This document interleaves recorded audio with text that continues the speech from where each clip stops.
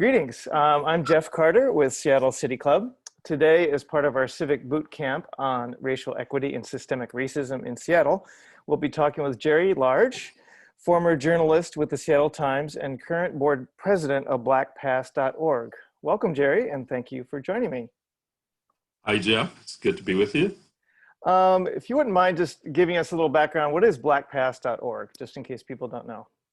Well, BlackPast.org is a website that has a lot of history about Black folks all over the world. It has profiles of prominent people, profiles of people who aren't very prominent, that had some part to play in history, or some, who are contributing something even today. It's not just deep history. And it was started by a University of Washington historian, Quintard Taylor, who's retired recently.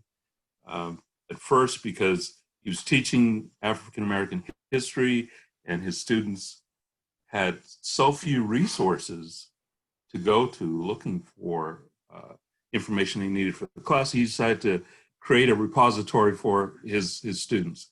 And that repository, he began to notice, was being used by people all over the place, because there really was a dearth of information packaged all together in one place. So he created a website that anyone can access. People all over the world look at it. It gets millions of hits a year. And so I'm really glad to be part of that now. And, we're trying to keep that thing growing and going. So I'd invite everybody to look at blackpast.org. Blackpast.org is the website. I'd highly recommend it. It's full of information. It's incredible, actually, all the resources that are there. So let's jump into the topic at hand. What, in your mind, did systemic racism play in the creation and implementation of policies and programs in Seattle, kind of from the start? Well, let's say from the start, Seattle had a Native American population here, right? And from the very beginning, there was conflict over land and access to land. Different kinds of relationships with different people in the Native community. But in the end, what happened was that the white communities decided to boot them all out, right? Yeah. So invite us in, help us out a little bit. And have we heard that story before someplace else? Seattle is not that different from the rest of the country. I think a lot of times we think that we are, because we're way up here in the Northwest, and we have a different sort of sensibility, but the ills that affect other places also come to the fore here. So we have a long history of that sort of thing. Chinese Americans. I remember learning about a riot in 1886, in which white residents of Seattle went down and chased out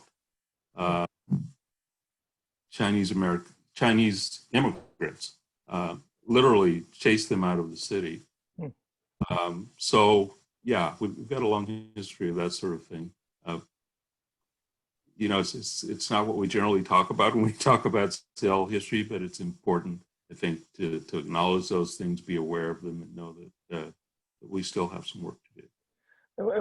Excuse me, what would you say is the legacy of those initial racist kind of policies, and how does it manifest today? Yeah, so that's also a global thing across the country, but very much present in Seattle. The Native American population, as you know, suffered tremendously from being displaced here. And then as other groups came in, they also had conflicts with the powers that be. African Americans came during World War II to work, at Boeing and shipyards across the West Coast, but came to Seattle. In fact, the Black population in Seattle quadrupled between quite more than quadrupled between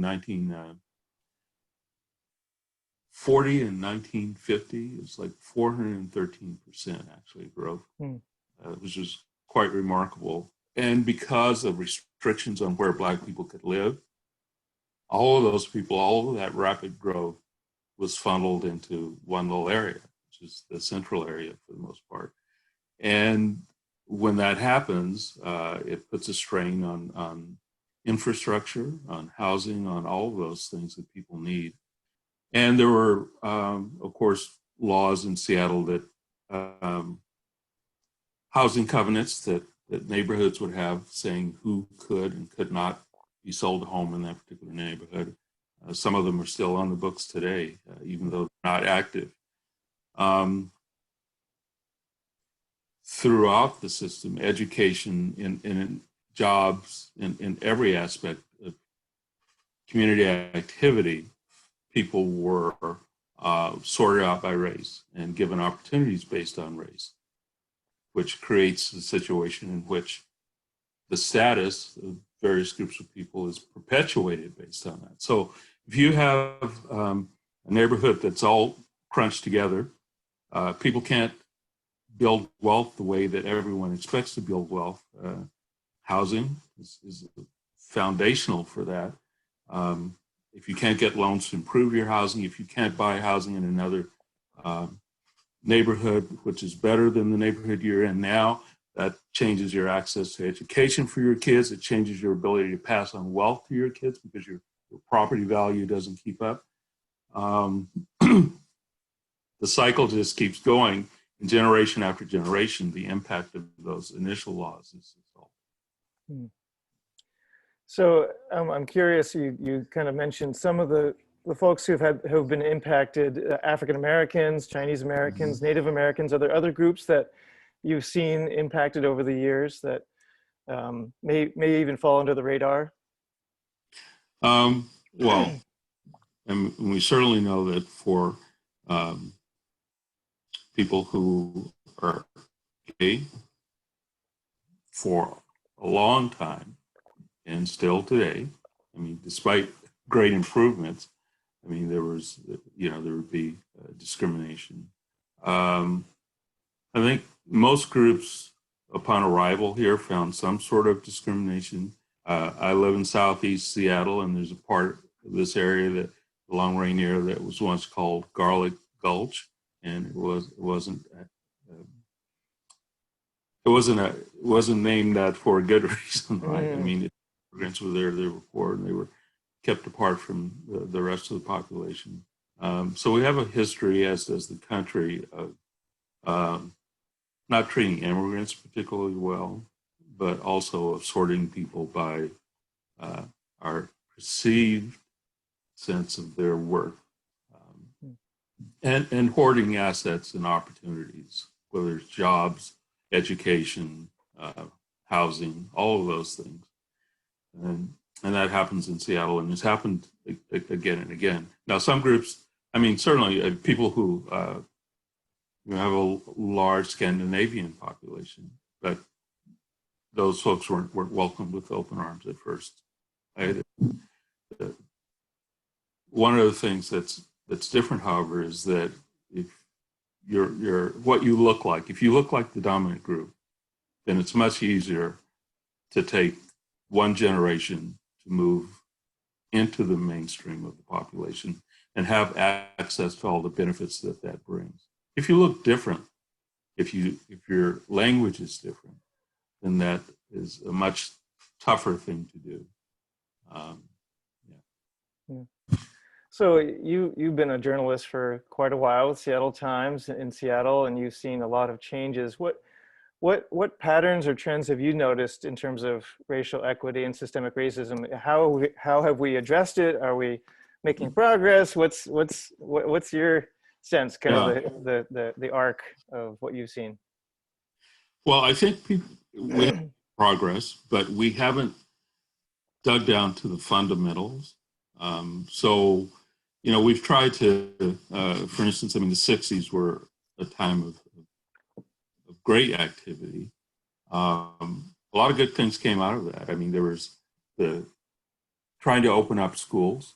right? So that they weren't segregated here. And that brought benefits, but it also was done in a way that created great issues. For instance, the um, population of the school district here in Seattle was about twice what it was, after busing. Before busing, it was twice that number of students. We have a huge number of private schools in Seattle, much larger than most cities, um, by population. There was tremendous growth in the suburbs, as happened all around the country when desegregation happened. But most people would not attribute that to desegregation.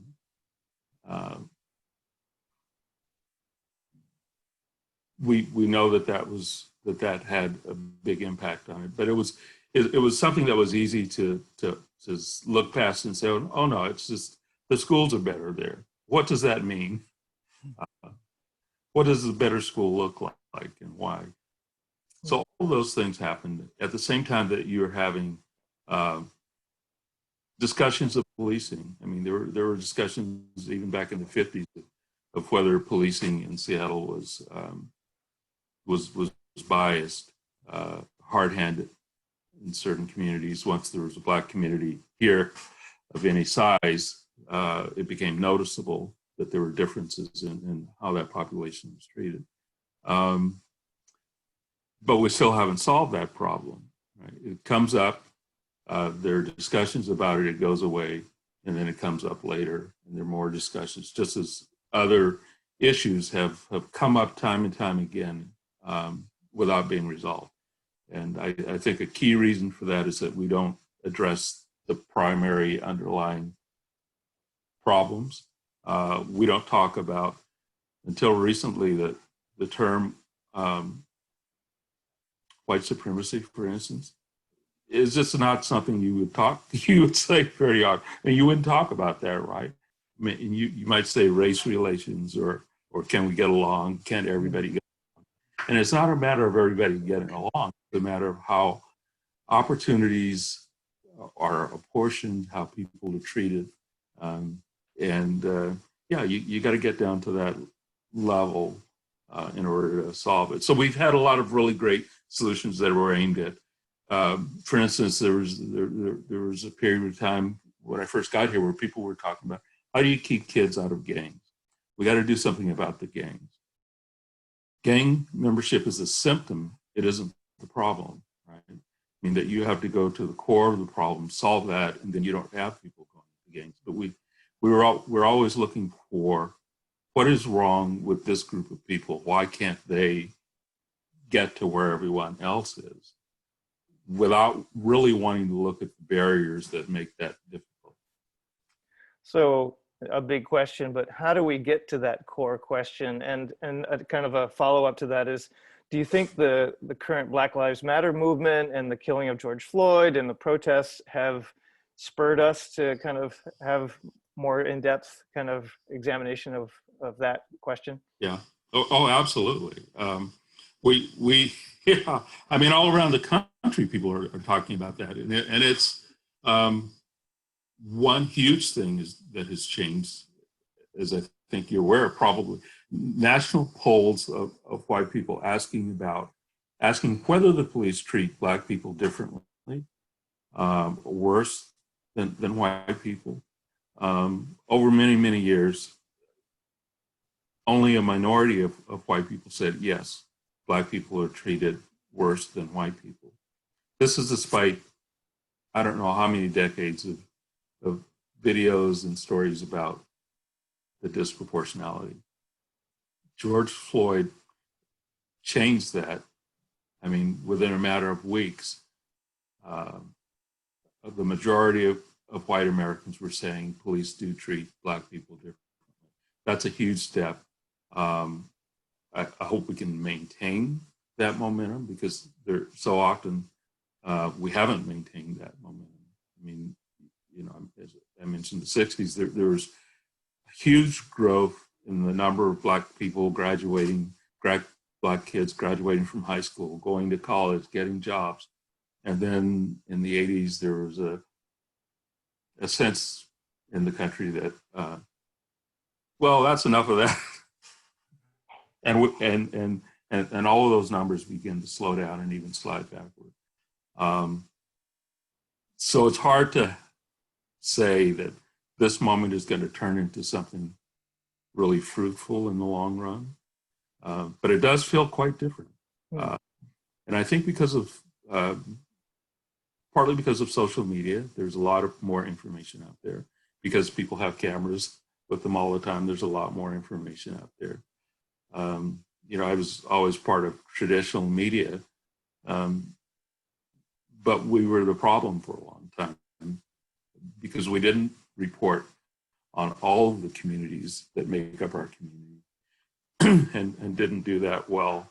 I think that the Kerner Commission, you know, after the riots in the 60s, late 60s, you know, President Johnson put together a commission that he asked to find out why this was going on. And the commission found that, identified the problem as being that there were all these problems that were pressing on Black Americans that everyone else was largely unaware of, contributing to, or simply just did not, you know about. And they blamed the media for that, for not covering those issues and talking about them honestly and openly. I think mainstream media has got a lot better about that, but it's still a very segregated industry, as are most of our businesses. And it's hard to tell stories that when you don't know the entire story yourself, you haven't gotten that through your education or your experiences or your connections. So yeah, but now I think it's both easier and harder because of social media, because it's easier for people who are hateful or ignorant to spread their views. So those things, that's always going to be a huge challenge. We really need to get some kind of handle on that. I don't know how, though. Yeah, that was one of my questions, was how the media landscape has changed, and you kind of answered that. But I guess a follow-up to that is how do we somehow create a narrative that's more reflective of kind of reality and not sensationalized? Yeah. So you hear from like the administration about cities that are burning down, excuse me, for example, right, and anarchist cities like Seattle, and you hear about violence and gangs and murders, but you don't see the complexity of people's lives. So how do we change that narrative, or can we? Well, that's a huge question, and I don't. Well, if I had an answer, boy, would I. The problem is that the narrative is something that grew up over centuries. The narratives that we have, you know, Jefferson gets a lot of credit for creating the idea of Black people as being dangerous and not intelligent and needing to have someone keeping a lid on them. Not because he didn't realize the reality of slavery. I mean, before that, he said that, you know, if God is a just God, you know, this country's going to suffer for what it's doing to these people. And when people started saying, well, you should let the enslaved people on your plantation go, then he said, well, actually, you know what? They kind of need me to, you know, manage their lives because they couldn't do it themselves. We're all kind of like that. We find an excuse for eating the snack that we shouldn't eat. We find it that this is, you know, kind of a writ large thing. And it grew over centuries. I mean, the birth of a nation, which totally changed the narrative of the Civil War and the Reconstruction period that followed it. I mean, Reconstruction was an amazing time in many of these southern states. I mean, women's rights were advanced, education was advanced, and what do most Americans come away from their education about that? Well, there were these carpetbaggers from the north who went down there and tried to subjugate all the Southerners, and you know, you get Gone with the Wind. You get all of these things that have a huge impact on the culture at large. So how do you uproot that? I mean, you need different stories coming from every direction, from Hollywood, from the newspaper, from television. If all you see on television are Black people committing crimes or doing sports, then what's your impression going to be? And how do we get out of that loop? We know that there are people who commit crimes that cost other people millions of dollars, that pollute our resources, that do all these things and don't wind up in jail. They wind up being lauded for being leaders. And our perspectives are often, those have to change. So I mean, part of it is the politics that we have. We have to speak differently about these differences. Education is huge, but you have to educate the educators first. Journalism is huge, but you have to educate the journalists first.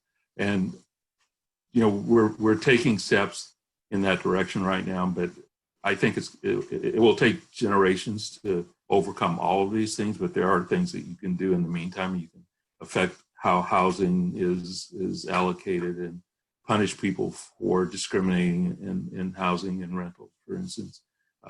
But you can change the way police departments operate, but you have to have a narrative that allows people to believe that you can do that and that that's a thing of value, instead of believing that their lives and property will be at risk if you change the way policing is done.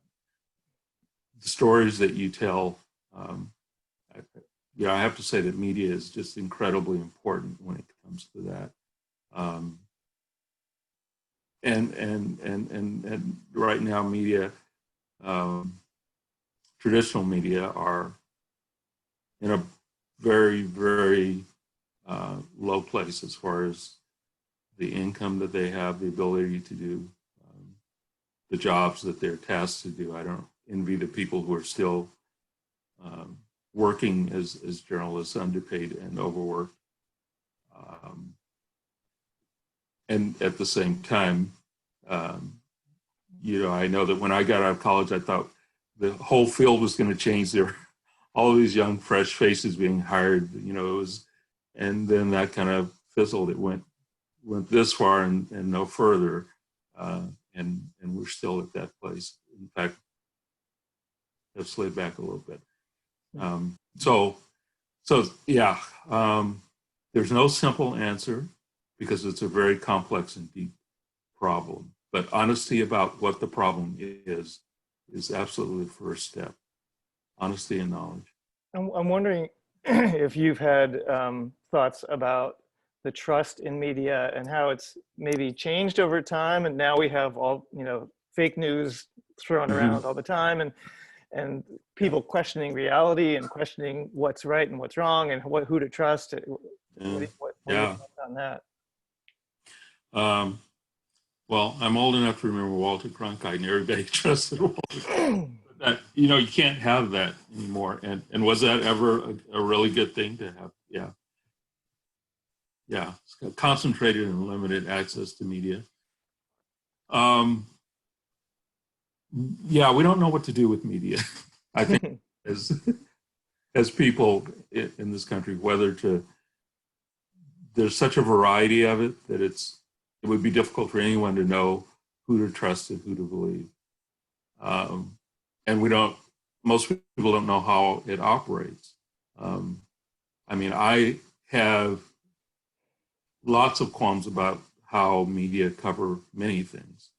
And yet I trust that most of the people who are engaged in journalism try extremely hard to be honest, to be straightforward, to be fair in what they do every day. So those two things seem to be contradictory, and in some way they are. But you just can't report well on what you don't know, but people try to learn.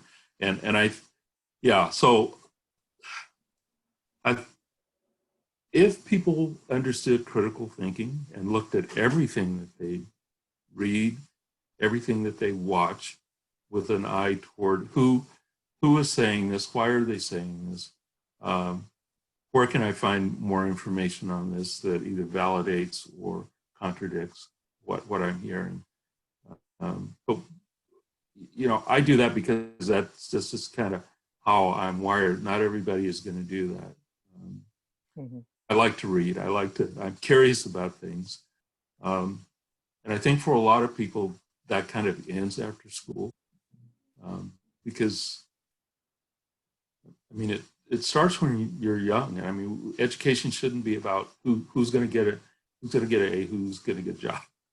I mean, it should be opening people's minds and improving the way that we think. And if we have an education system that does that, then you have a citizenry that is more capable of looking at all of the information that comes in, filtering it, and trying to make sense of it, figuring out who to believe and who to trust and who not to believe and not to trust. And it's not just which way you are oriented politically, although that today is a huge thing. But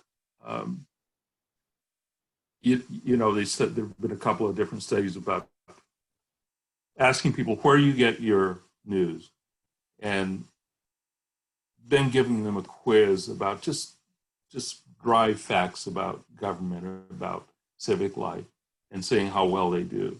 And people who watch Fox News get the answers wrong, and the answers are not philosophical or political answers. They're like, what does the Secretary of State do? What is this person? Just basic sorts of things. But if I say that Fox News is not giving you an accurate picture of the world, then a lot of people will say, well, that's because you're biased against conservatives, or you're biased against the right. Somehow we have to break out of that, and it's kind of hard. 2020, it's kind of hard to see us breaking out of that soon. It sounds like news has become politicized, just like the coronavirus and so many other things.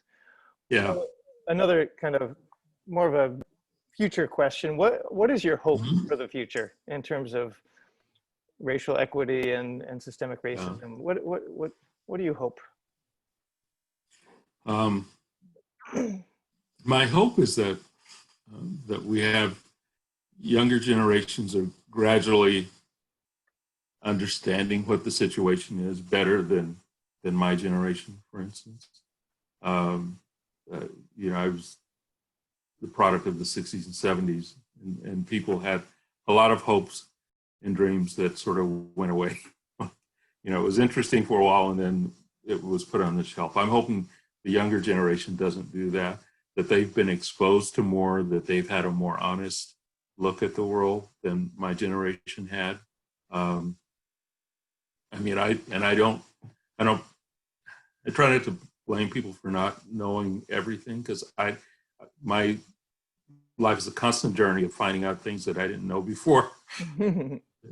But that is my hope, is that younger people have had a little more honesty in their education. And that isn't true uniformly, of course, but that enough of them have to make a difference in how we move forward. And that we've had a shock to our system over the past few years that will either tear us apart or make us recognize the urgent need to do some things differently. Do you see Seattle moving in a forward direction, positive direction? Are you kind of, what do you see? How do you see Seattle moving forward? Yeah, so Seattle is going to be a difficult place to change probably for the opposite reason of why Mississippi or Alabama will be a difficult place to change. I mean, one of the first things I remember about coming to Seattle is that people uh, having conversations with people who said, well, you know, this is Seattle and we don't have those kinds of problems here. And yeah, so if you're not self-aware, it's hard to change in a positive way. Um, I so I think that's going to be difficult. It's going to be a challenge. It's going to require that people in positions of power in media and politics speak openly and honestly. And I don't know that I see that happening more um, in media, which is good. It's got to happen in education, and I'm not sure how broadly that's happening, but it is happening. Um, you know, politics, my gosh, I think we have a good distance to go on that. Yeah, so um, I'm hopeful because of younger people. I'm not particularly hopeful because of people who are at the head of the table now. But maybe that's because I looked at the past and saw that, you know, yeah, we keep making the same mistakes over and over again, but just in slightly different ways. Got to shake ourselves out of that. But so if there is a hope, it is that we got rattled and it's going to force us to think deeply, and that some of that thinking is going to be led by young people who have a fresh perspective. Well, on that note, that hopeful note, I'll come to a close. I really appreciate you speaking with me today. And I have to thank our partner, our Civic Bootcamp supporting partner, Alaska Airlines, for helping us fund these programs. So any final words, any final thoughts for the participants of the bootcamp? Yeah, just make yourself think all the time. You know, whatever your assumptions are, challenge them constantly and find some place to go. Well, once we can go someplace that is uncomfortable and unusual and different for you, and get to know some people there. Great. Well, thank you very much again, and have a great day. All right. Thank you, Jeff. It's a pleasure. Okay.